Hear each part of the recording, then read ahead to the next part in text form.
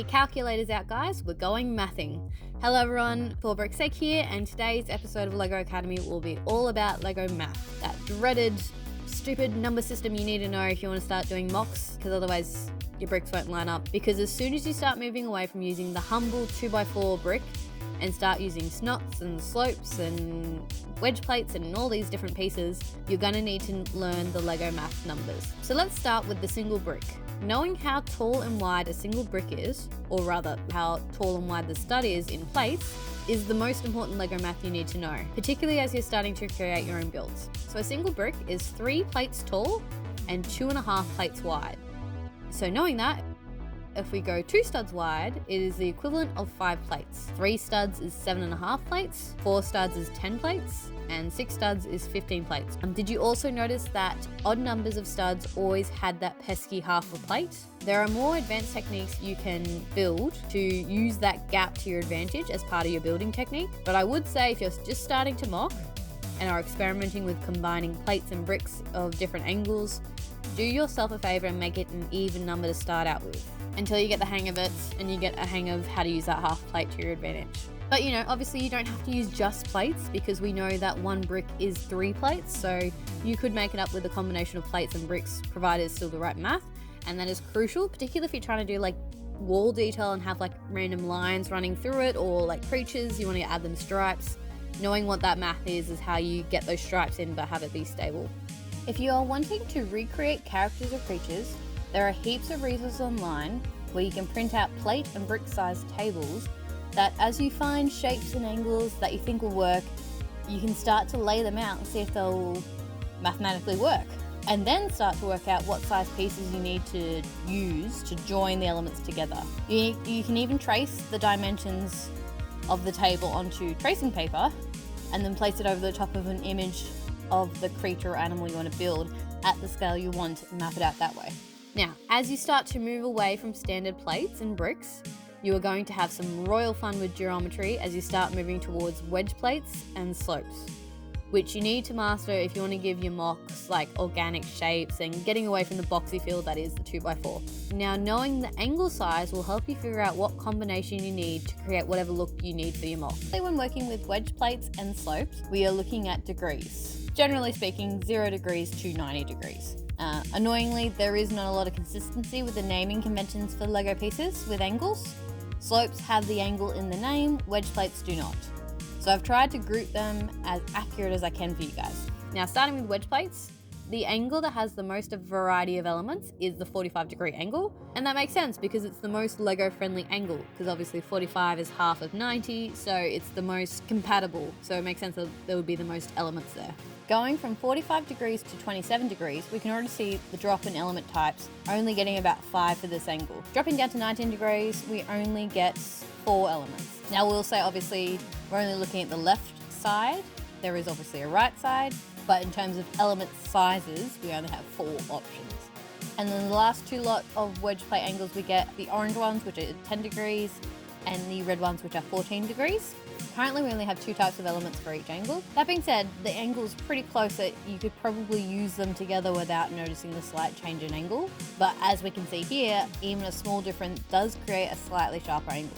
So it wouldn't be perfect, but in a pinch, if you are restricted in what colors you have available, you could combine these 2 angles and be pretty close. In fact, if we stack all the angles on top, you can see all the different angles we are given in LEGO.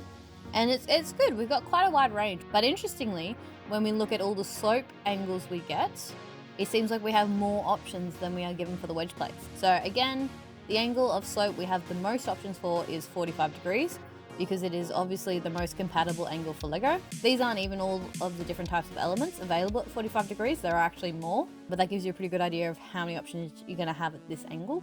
Next, we have the 33-degree angle and the 65-degree angle. And again, we can see there are a lot more elements for 33 degrees than 65. Technically, 49618 is listed as a slope 25, but obviously if we take 25 from 90, we get 65, so it should be a complementary angle for 65. Should work together. Going down the list, 75 degrees, we have about 5 options, but I would say these are actually a very popular piece angle. So although there are not many elements at this angle, you're more likely to get these pieces in a lot of colors and pretty easy on places like Bricklink. They're used a lot for roofs, so there is quite a few of them flying around. At 18 degrees, there are currently only 3 elements with that angle, and 10 degrees, we only have 2. And now that we know the angles of the wedge plates and the slopes, this is where knowing your Lego math really will help you as a Lego builder. So let's say for whatever reason you really need to use pieces that are at a 10-degree angle. We only have 4 elements available, 2 wedge plates and 2 slopes. And if we look at the slopes, the 6x1 comes in 10 colours, the 6x8 comes in 18, but not all of these colours match. But if you also take into consideration the 2 wedge plates that are also 10 degrees, the 12x3 plate comes in another 17 colours. Again, some the same, some different. And the 6x2 comes in 14 colours. These are all the colours these 4 pieces at 10 degree come in. And at least 5 colours are available in all 4 pieces. And because we know that one stud is 3 plate high, if you stack 3 wedge plates on top of each other, it gives you more elements to play with and more ways you can build it. Knowing all this is particularly important for when you do landscaping for your mocks, particularly if you want to do freeform base rather than say the 64x64 base plate, as you'll need to mix and match wedge plates and slopes to get the angles and to cover it how you want. Now remember when I said the 45-degree angle is the most compatible with square Lego bricks? Let's have a quick look at that and the troubles of putting your entire build on an angle. So building off stud or at an angle is highly regarded in the Lego community because it involves a lot more Lego math and technical building. If you use any of the 45-degree plates, you are basically able to stud them straight onto a plate or brick and you immediately have a secure angle that you can build your walls onto. This is why I think the most amount of wedge plates and slopes are available in the 45 degrees. But if you want a more exotic angle, you need to use these elements to be able to connect them to your build. So first is the turntables.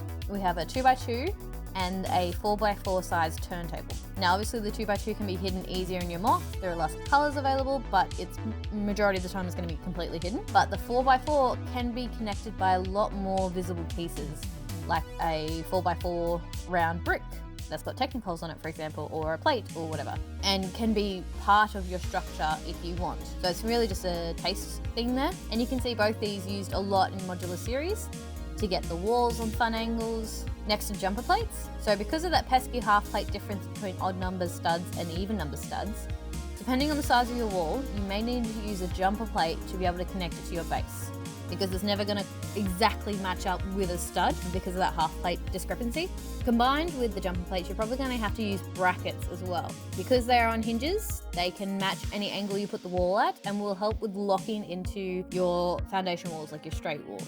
Jumper plates and brackets are pretty easy to find. They come in lots of colours and you won't even notice that they're there. And there we have it. That's the second episode for Lego Academy. Look, depending how popular this is, I might look at doing a more advanced math video in the future. Let me know, particularly if there's any Lego math that kind of gets you stumped, and I'll have a deep dive into it and find the solutions for you. Otherwise, make sure you hit subscribe. We've got more mock videos and obviously more of Lego Academy coming, so you don't want to miss any of those videos, particularly if you're new to Lego mocks. I think it's really going to help you out, so make sure you hit that subscribe button and love the support, guys. Thank you so much for watching and sharing the content. It really means a lot. And I'll catch you on the next one.